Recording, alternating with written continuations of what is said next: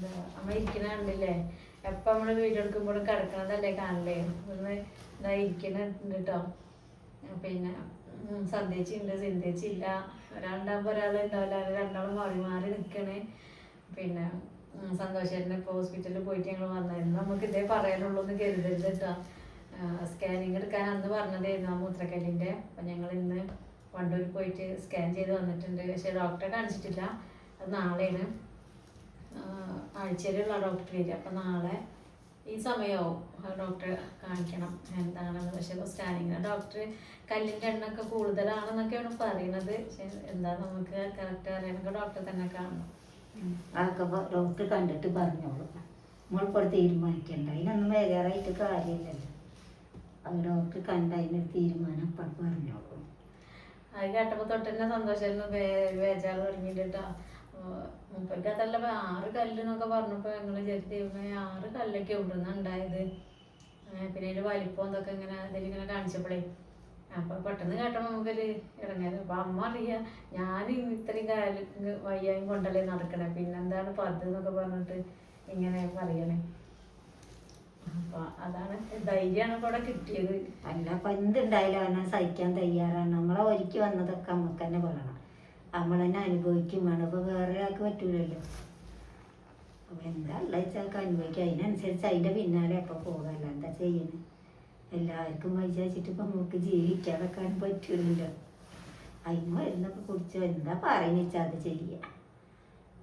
അത്രയൊക്കെ പറ്റി പറയാം. ഞാൻ അപ്പം അത്രയും കാലം ഇങ്ങനെയൊക്കെ ആയിട്ട് എനിക്ക് ബേജാറായിട്ടില്ല. മോന് സുഖമല്ല എന്ന് പറഞ്ഞ പറ്റിയപ്പോൾ അപ്പം പിന്നെ എനിക്ക് ഒരു ഗതിയേട് മോന്. അപ്പം എല്ലാവരും നോക്കിക്കൊണ്ട് നടക്കണം. മോന് നീച്ചെടുക്കാൻ പറ്റിയെങ്കിൽ പോയില്ല ഏറെ. അങ്ങനെ ഒരു ഗതിയേട്. ആ പോട്ടെ. ഇതിപ്പോ ഇനി സ്കാനിങ് തന്നെ എടുക്കേണ്ട ദിവസം കഴിഞ്ഞിട്ടുണ്ട്. എന്താണ് എന്ന് പറഞ്ഞിട്ടുണ്ട്. അപ്പം ചെയ്യൂല. ഈ ആസ്പത്രിക്ക് 6 മാസമായി കൊണ്ട് നടക്കൽ തുടങ്ങിയിട്ട്. അപ്പോൾ അതൊക്കെ കഴിഞ്ഞിട്ട് പോകാൻ നോക്കാൻ നേരമില്ല. തീരെ വൈകാനിട്ട് വന്നിട്ട് പോയത്. നാളെ അറിയാം എന്തായാലും. ചിലപ്പോൾ അത് നീക്കം ചെയ്യേണ്ടി വരും എന്നൊക്കെ പറഞ്ഞിട്ടുണ്ടാവും. പിന്നെ കുറെ ആൾക്കാർക്ക് ഇപ്പം പറയണ പോലെ ഒരുവിധ ആൾക്കാർക്കൊക്കെ ഈ ഒരു സൂക്കട മൂത്രത്തിൽ കല്ല് എന്ന് പറഞ്ഞിട്ട് അവിടെ ചെന്നപ്പോൾ എത്ര ആൾക്കാന്നറിയോ ഈ ഒരു പ്രശ്നം കൊണ്ട് നടക്കണേ. അപ്പോൾ അറിയാം അത് നമുക്ക് പ്രശ്നമല്ല എന്നൊക്കെ പറഞ്ഞു. പക്ഷെ നമ്മളതിൽ വരുമ്പോഴാണ് നമുക്ക് അതിനെ കുറിച്ച് അതിന്റെ സീരിയസ് ആയിട്ട് പ്രശ്നം മനസ്സിലാവണം.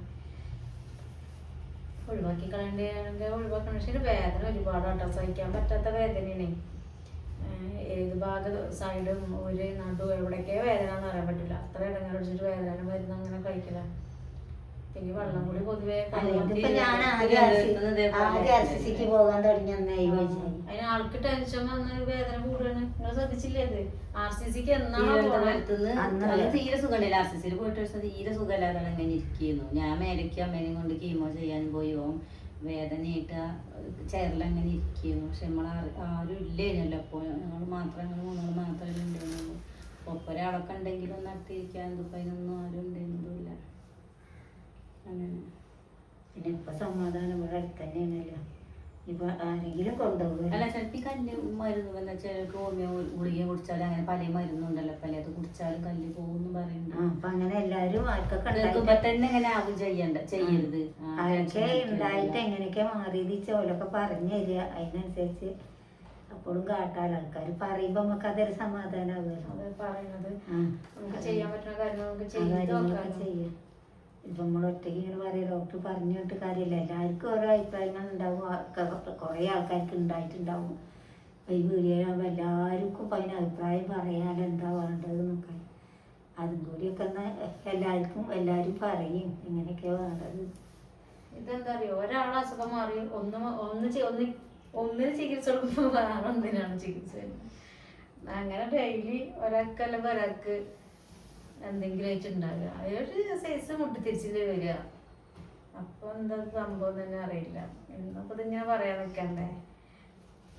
പറഞ്ഞിപ്പോ എല്ലാരും കൂടിയപ്പോ നമ്മളിങ്ങനെ പറഞ്ഞു ഇന്നിപ്പോ ബേക്കറി പറയാനുള്ളൂ. അപ്പൊ അതിപ്പോ ഈ പറയല്ലാതെ നിവൃത്തിയില്ല.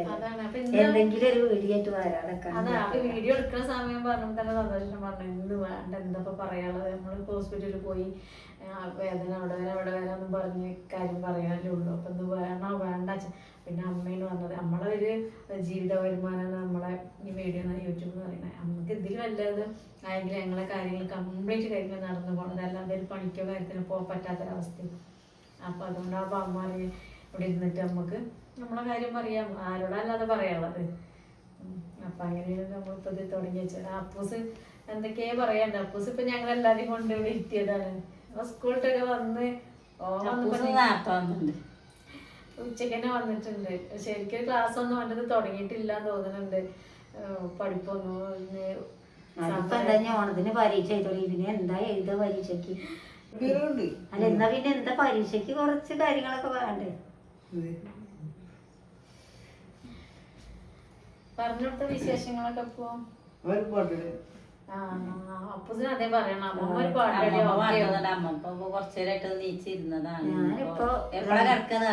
ഞാൻ സന്തോഷിന് വൈജാന്ന് പറഞ്ഞപ്പോ ഇവിടെ നേർക്ക് മാറി അധികം ഇരുന്നതാണ്. എനിക്ക് കുറച്ചേരം ഇരിക്കാനേ വയ്ക്കുള്ളൂ പിന്നെ വൈജ. അപ്പൊ അതുകൊണ്ട് ഞാൻ വീഡിയോ എടുക്കണില്ല പറഞ്ഞപ്പോ ഞാനവിടെ നീച്ചിരുന്നതാണ്. അതിന് എനിക്ക് കയ്യില്ലെങ്കിൽ ഞാൻ കിടക്കുക. അമ്മക്ക് പൂള വേണമെന്നൊക്കെ പറഞ്ഞു, പൂതിയൊക്കെ പറഞ്ഞു. പൂളയും ചക്കരക്കിഴങ്ങൊക്കെ കൊണ്ടുവന്നിട്ടുണ്ട് കേട്ടോ, എന്തെങ്കിലുമൊക്കെ തിന്നാൻ വേണ്ടിട്ടേ. പിന്നെ കഞ്ഞി ഒക്കെ അല്ലേ, അതൊക്കെ ഒരു ലിമിറ്റ് ഇല്ല തിന്നാൻ, കുറച്ചല്ലേ തിന്നുള്ളൂ. പിന്നെ കണ്ണി കണ്ട മുഴുവനും തിന്ന് നടന്ന ആൾക്കാരാ. അപ്പൊ അങ്ങനത്തെ പൂള അങ്ങനത്തെ സംബന്ധിച്ച കൂട്ടാനുകളൊക്കെ തിന്നാലേ വയറ് അറിയുള്ളൂ. അമ്മ രാത്രി എന്താണ് തൊഴിലുറപ്പ് കഴിഞ്ഞ അധികവും ഇങ്ങനെ പടുകൂട്ടാനല്ലേ. അതില്ലാത്ത ദിവസം ചുരുക്കാണ്. ഉള്ളത് എന്തേലും കൊത്തിമുറിച്ച് പുഴുങ്ങിയെങ്കിലും തിന്നണ ഇതായിരുന്നു. അപ്പൊ അതൊക്കെ എപ്പോഴും വേണമെന്നാ പറയണേ. എന്നിട്ട് അതിപ്പോ കൊണ്ടുവന്നിട്ടുണ്ട്, ഉണ്ടാക്കിയിട്ടൊന്നുമില്ല കേട്ടോ. ഒക്കെ അടുക്കളയിൽ വെച്ചിട്ട് നമ്മളിപ്പോ അസുഖം പറഞ്ഞ് അവിടെ വട്ടം പൊടി കുതിരിക്കുന്നു. അപ്പോഴാണ് പറഞ്ഞത് നമുക്ക് എന്തെങ്കിലും കാര്യം പറഞ്ഞ് നമുക്ക് വീഡിയോ ചെയ്യാം. ഹോസ്പിറ്റലിൽ നമ്മള് കുറെ ആൾക്കാരെ കണ്ടിട്ടുണ്ട്. ആരും പേരൊന്നും ഓർത്ത് വെക്കണില്ല കേട്ടോ. നമ്മളെ വീഡിയോ കാണാൻ ഗൾഫിൽ നിന്ന് കാണുന്ന ആളുണ്ട്, ഓരോ ഫാമിലിനടക്കം കണ്ടു. ഫാമിലി കാണുന്നതാണ് വീഡിയോ. അപ്പോൾ അമ്മേനോട് അന്വേഷണം പറയാൻ പറഞ്ഞു. നമ്മളെ പഴയ വീടായിരുന്നേ കാണാൻ തുടങ്ങിയാണ്. ഇപ്പോൾ പുതിയ വീട്ടിലായി കണ്ടപ്പോൾ അവർക്ക് ഭയങ്കര സന്തോഷമുണ്ട് എന്നൊക്കെ പറഞ്ഞു. നമ്മളെ കൂട്ടുണ്ടാക്കലും ഇതൊക്കെ കണ്ടിട്ടുണ്ട് എന്നൊക്കെ പറഞ്ഞു. അങ്ങനെ പറയാനൊക്കെ വീഡിയോയിലുള്ളല്ലേ എന്നൊക്കെ ചോദിച്ച്.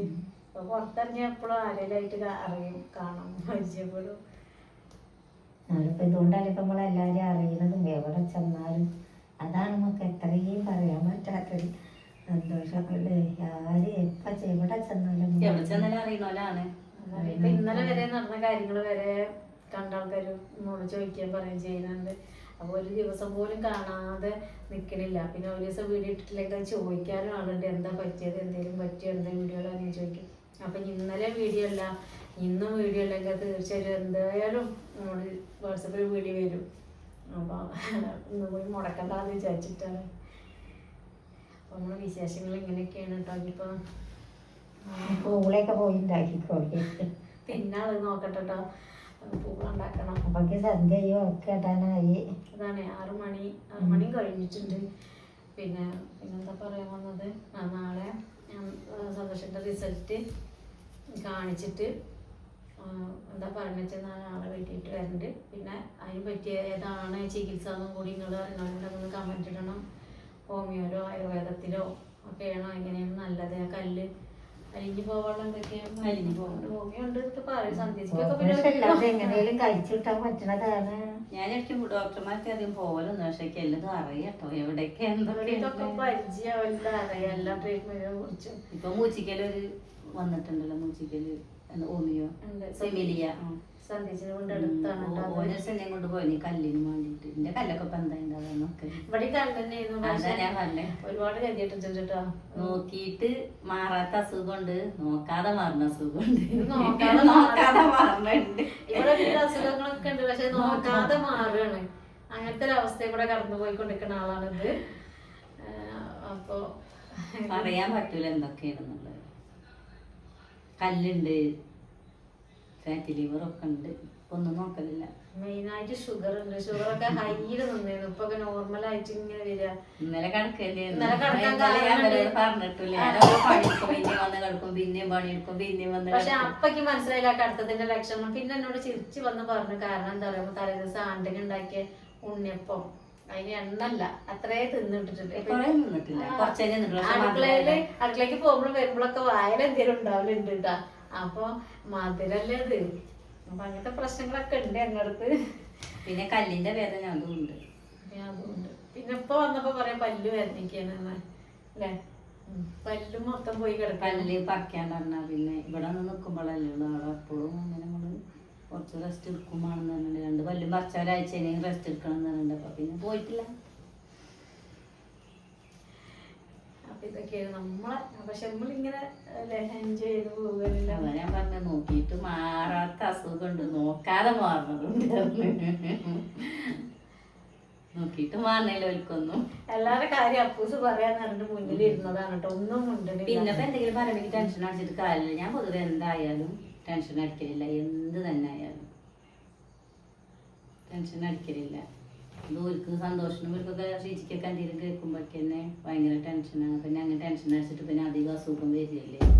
അപ്പം നമ്മളതിനൊക്കെ ചിരിച്ച് തള്ളി നിൽക്കുക. എനിക്കതേ പറയാനുള്ളൂ. ഞാനങ്ങനെ ചെയ്യല്. അമ്മ കയ്യിലാണ് പറയലുള്ളി. അല്ലാതെ ഇടയ്ക്കൽ വേറെ ഇളകിൽ ഉണ്ട് അമ്മയ്ക്ക്. അപ്പൊ ഞാൻ കയ്യുന്നുണ്ട് പെട്ടെന്ന് കൈ പിടിച്ചിരുന്നു. അപ്പൊ എന്താണ് നമ്മളെ അവസ്ഥ കേട്ടോ. അപ്പൊ ഇനിയിപ്പോ അധികം എന്തോ പറഞ്ഞോണ്ട് നിട്ടില്ല. നമ്മള് നാളെ വരാട്ടോ. അപ്പൊ എല്ലാവർക്കും ബൈ.